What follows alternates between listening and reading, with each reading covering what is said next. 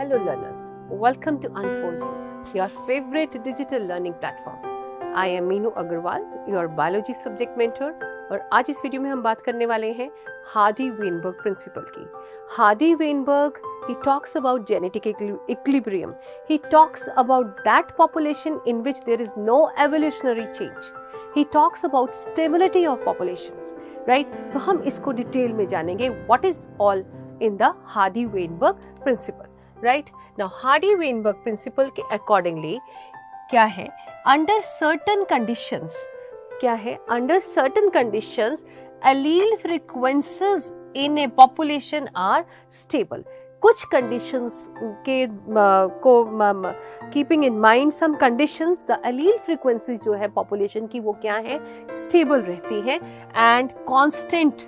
They remain constant from generation to generation in sexually reproducing organisms, and this stability is called as genetic equilibrium. Actually Hardy-Weinberg उस population की बात कर रहा है जिसमें कोई evolutionary change होना ही नहीं है.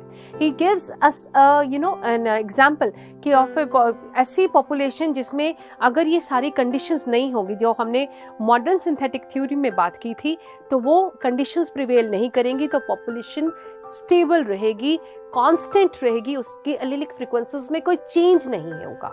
There will be constant gene pool in the population. और उसने इस पूरी जो अपनी फाइंडिंग्स हैं या व्हाटएवर जो अपनी थ्योरी है उसको उसने बायनोमियल एक्सप्रेशन के द्वारा एक्सप्लेन किया है. Right now sum total according to Hardy Weinberg, sum total जो है एलिलिक फ्रीक्वेंसीज का, जितनी भी एलिलिक फ्रीक्वेंसीज है, it is equal to 1. Sum total of allelic frequencies is 1 and it is represented by this expression p square plus 2pq plus q square is equal to 1. Now p and q are what? Frequencies of, अगर हम किसी diploid organism की बात करते हैं, in a diploid organism p and q are frequencies of allele A. p and q क्या represent कर रहे हैं? Frequency of allele A and small a. किसमें? डिप्लॉयड ऑर्गेनिज्म में. तो frequency of A individuals, frequency of A individuals is p square. frequency of small a individuals को q square से represent करेंगे और frequency of capital A and capital A individuals को हम P Q से represent करेंगे. ये सारा अगर हम इसको कंपाइल करें तो ये एक्सपेंडेड फॉर्म है किसकी? दिस एक्सप्रेशन की, p plus Q the whole square. Right, this is an expanded form of this expression, the p plus Q the whole square. Right, so this is represented, जो allelic frequencies का sum total है, this is represented by this binomial expression.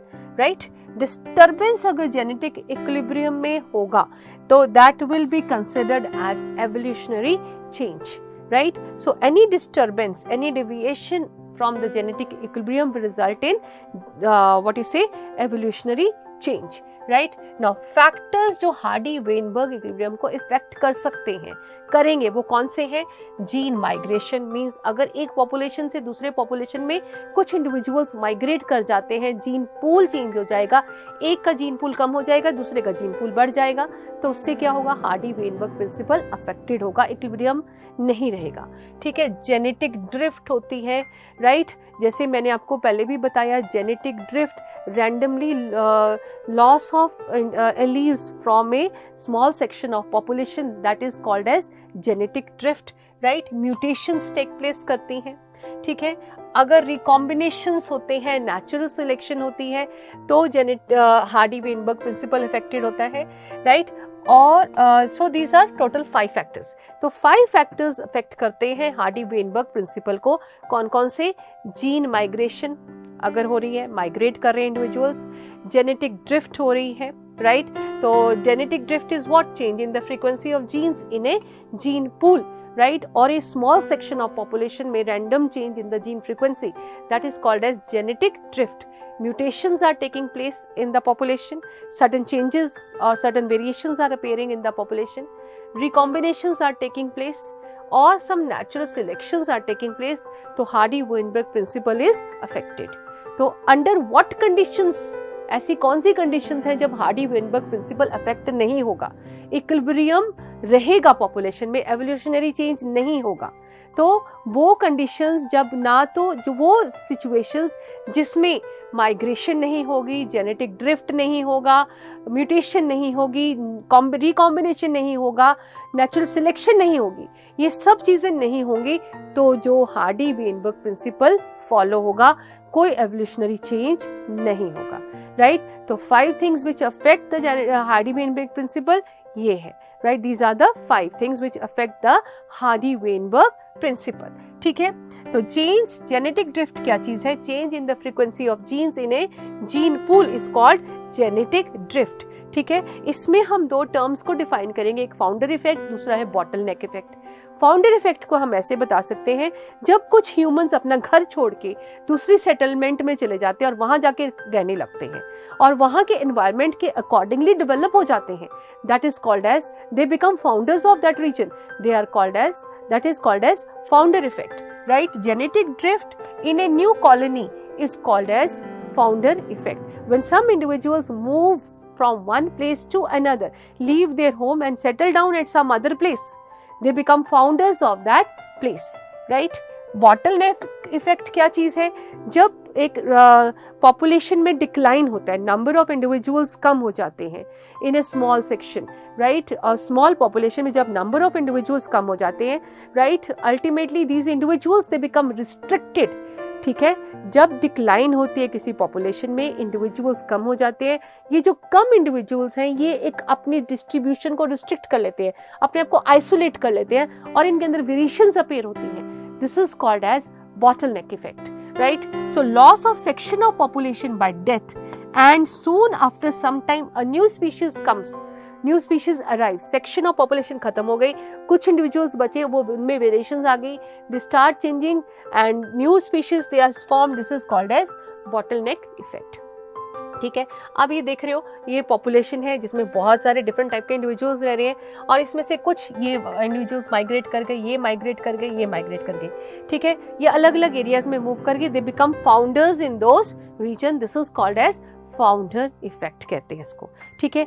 अब हम बात करेंगे किसकी, evolution of plants की, ठीक है। एक ही चार्ट दिया हुआ है एनसीईआरटी में and we will try to understand this chart in detail, geological time scale के ऊपर बेस्ड है ये। अब इसमें देख रहे हो डिफरेंट ये एराज हैं और ये डिफरेंट पीरियड्स हैं, ठीक है। अलग अलग एराज को अलग अलग पीरियड्स में डिवाइड किया। पहले तो हम ये समझे कौन कौन से एराज हैं, पैलियोजोइक एरा, ठीक है, then we have Mesozoic era and Cenozoic era, ठीक है। 3 एराज में डिवाइडेड है, पैलियोजोइक, मीसोजोइक एंड सीनोजोइक। कौन कौन से era, Palaeozoic, Mesozoic and Cenozoic, इतना क्लियर होना चाहिए। उसके बाद आ जाओ, पैलियोजोइक एरा को कितने पीरियड्स में डिवाइड किया है, 4 पीरियड्स में। कौन कौन से, Silurian period, Devonian period, Carboniferous and Permian, ये पीरियड्स हैं, ये एराज हैं, ठीक है। And these are what, periods, ठीक है। तो पैलियोजोइक को हमने 4 पीरियड में डिवाइड कर दिया, मीसोजोइक को हमने 3 पीरियड्स में डिवाइड कर दिया, ट्राइसिक, जुरासिक एंड क्रिटेशियस। फिर सीनोजोइक को हमने 2 पीरियड्स में डिवाइड कर दिया, टर्शियरी एंड क्वाटरनरी, ठीक है। अब हम प्लांट्स का एवोल्यूशन देखें कैसे हो रहा है, राइट। नाउ इसमें देखो आप, पहले Chlorophyta, green algae, green algae से अपीयर हुए हैं ब्रायोफाइट्स, राइट, एंड ट्रैक्योफाइट। जितने भी प्लांट्स हैं वो सारे कहां से आए हैं, इनके एंसेस्टर्स कौन है, ग्रीन एल्गी, क्लोरोफाइट्स। क्लोरोफाइटा से ट्रैक्योफाइट्स अपीयर हुए, उससे ब्रायोफाइट्स अपीयर हुए, राइट। तो first land plants they have appeared from Chlorophyta. Bryophytes rise हो गए फ्रॉम क्लोरोफाइट्स सिल्यूरियन पीरियड से and they dominated from Carboniferous to Quaternary period. Carboniferous से number बढ़ना शुरू हुआ and they dominated till Quaternary period, ठीक है। फिर ट्रैक्योफाइट से राइना टाइप प्लांट्स अराइज हुए, राइना टाइप, ट्रैक्योफाइट से राइना टाइप,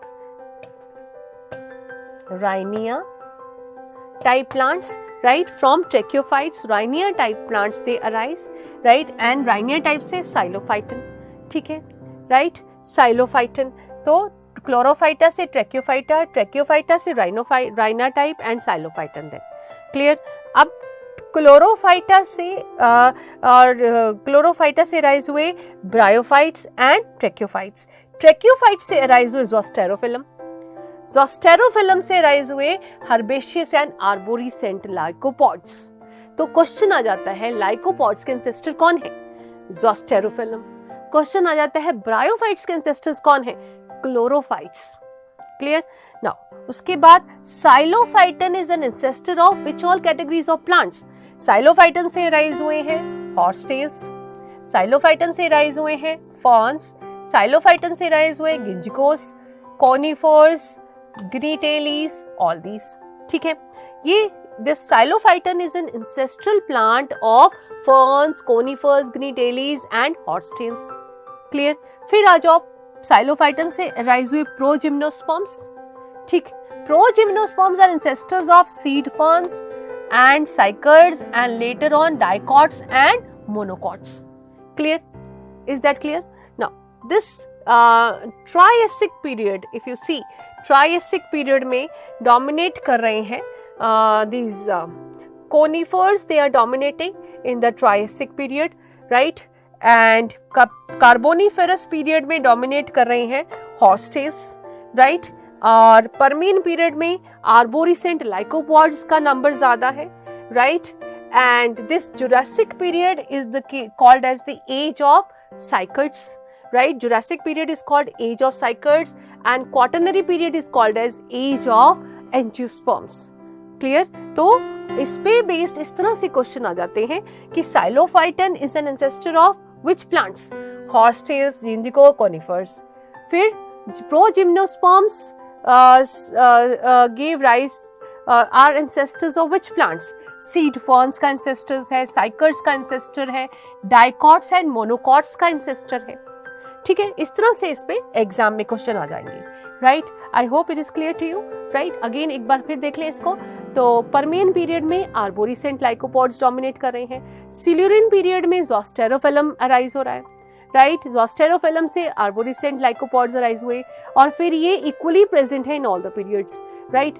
अब ये हॉर्सटेल्स डोमिनेट कर रहे हैं ड्यूरिंग कार्बोनिफेरस पीरियड, राइट? और कोनिफर्स डोमिनेट कर रहे हैं in the Triassic period, right? Conifers dominating in the Triassic period, cycads dominating in the Jurassic period and angiosperms dominating in the Quaternary and Tertiary period, right? So this is about the evolution of plants. Now let us understand the evolution of vertebrates. ठीक है? आप देख रहे हो ये early stem reptiles जिससे बहुत बाकी ये सारे organisms they have evolved, lizards, turtles, tortoises, salamanders, all these crocodiles, birds and mammals इनसे इवॉल्व हुए रेप्टाइल से, अर्ली स्टेम रेप्टाइल से।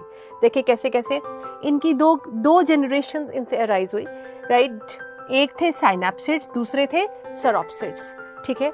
Two types of reptiles they evolved from early reptiles, एक साइनेप्सिड्स और एक सेरोप्सिड्स।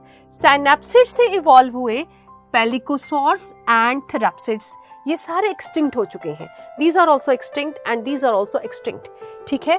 अर्ली स्टेम रेप्टाइल से दो type के रेप्टाइल्स इवॉल्व हुए, साइनेप्सिड्स एंड सेरोप्सिड्स। साइनेप्सिड्स से फिर आगे जाके इवॉल्व हुए हैं पेलिकोसॉर्स और थेराप्सिड्स। ये मोस्ट एडवांस्ड रेप्टाइल्स माने जाते हैं, मोस्ट एडवांस्ड रेप्टाइल्स, बिकॉज इनसे ये मैमल्स के एंसेस्टर्स हैं। They are known to be the ancestors of mammals. Clear?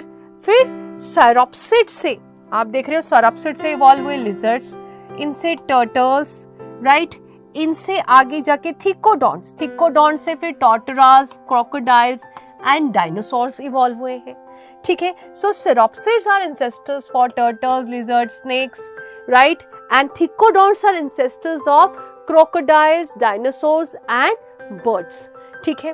तो ये pelycosaurs, therapsids early stem reptiles they have all become extinct, जो अब प्रेजेंट हैं ये फॉर्म्स हैं, they are what, they have evolved from reptiles. ठीक है, so this is evolution of vertebrates. Now let us understand more about evolution. About 2000 million years ago first cellular forms earth पे appear हुई थी. क्लियर? Slowly single celled organisms appear हुए, they changed into multicellular, and by the time 500 million years अगो क्या था, invertebrates बने. 500 million years ago invertebrates they were formed. फिर fishes like structures they appeared, right? Fishes में first jawless fishes, agnatha fish, they appeared about 350 Maya, right? Jawless fish first appeared around 350 Maya million years ago, right? And this jawless fish then changed into strong, stout fish with strong and stout jaws, right? Stout fins, and this could move on land and go back to water, and these animals were called lobe fins, and they evolved into first amphibians. ठीक है, तो jawless fish evolve हुई. jawless fish के बाद fishes with strong and stout fins evolved हुए, and these fishes they could move on land as well as go to water. ठीक है, और उसके बाद इन जो ये वाली फिशेस जो इवॉल्व हुई, जो लैंड पे भी रह सकती थी, वाटर पे भी जा सकती थी, इनको लोब फिन्स का नाम दिया गया. इसी तरह ये एक्सटिंक्ट हो चुके थे, बट 1938 में साउथ अफ्रीका से एक coelacanth from South Africa, one lobe fin was caught, जिसको कोल्यूकैंथ कहा गया. कोल्यूकैंथ was caught and it was actually lobe fin, right? So this also gave an example, this also gave an evidence कि amphibians they have evolved from lobe fins. ठीक है, later amphibians they changed into reptiles. ठीक है, lobe fins किसके ancestors थे? Amphibians के. Amphibians किस में चेंज हुए? रेप्टाइल्स में, right? Reptiles they were able to lay the thin shelled eggs, right? And these reptiles they were of different shape and size, they dominated on the earth. Fish like reptiles जो appear हुए उसका नाम था ichthyosaurus, right? And land reptiles थे dinosaurs. Biggest इनमें से था ट्राइनोसोरस racks, right? फिर कुछ रेप्टाइल्स ऐसे थे जो बर्ड्स में चेंज हो गए, and some of them they change into mammals. Mammals they were most intelligent and they were able to sense the danger. जो फर्स्ट मैमल्स अपीयर हुए they were small sized mammals and they were shrew, they were called shrews. These were small sized mammals which appeared first. Clear? Now I hope this is all clear about all this, right? Hardy-Weinberg principle and evolution of different forms and all that. We have talked about evolution of plants, we have talked about evolution of vertebrates. I hope everything is clear to you, right? अब इन questions को answer करने की कोशिश करते हैं. ठीक है, give an example of the fish like reptiles. Fish like reptiles का एग्जाम्पल कोट करो. ये भी इंपॉर्टेंट क्वेश्चन है, एग्जाम में कई बार पूछ लेते हैं. I think ichthyosaurus you should write, that is the correct answer. Ichthyosaurus is the example of fish like reptiles. What are coelacanths? Coelacanths वो लोफिन्स थे जो साउथ अफ्रीका से कॉट हुए थे. They were caught from South Africa and they were the ancestors of amphibians, or they gave rise to amphibians. Name the ancestors of lycopods. जैसे हमने evolution of plants का sketch पढ़ा था, ठीक है, उसमें मैंने आपको एवोल्यूशन बताया था अलग अलग प्लांट्स का. ठीक है, तो herbaceous lycopods, arborescent lycopods, they had appeared from कहाँ से appear हुए थे? Zostaurophyllum, right? So I told you Zostaurophyllum is the ancestor for herbaceous and arborescent lycopods. Clear? I think आपको आज का टॉपिक अच्छे से समझ आया होगा. We will come again with another topic shortly. Till then, keep learning, keep sharing, and goodbye.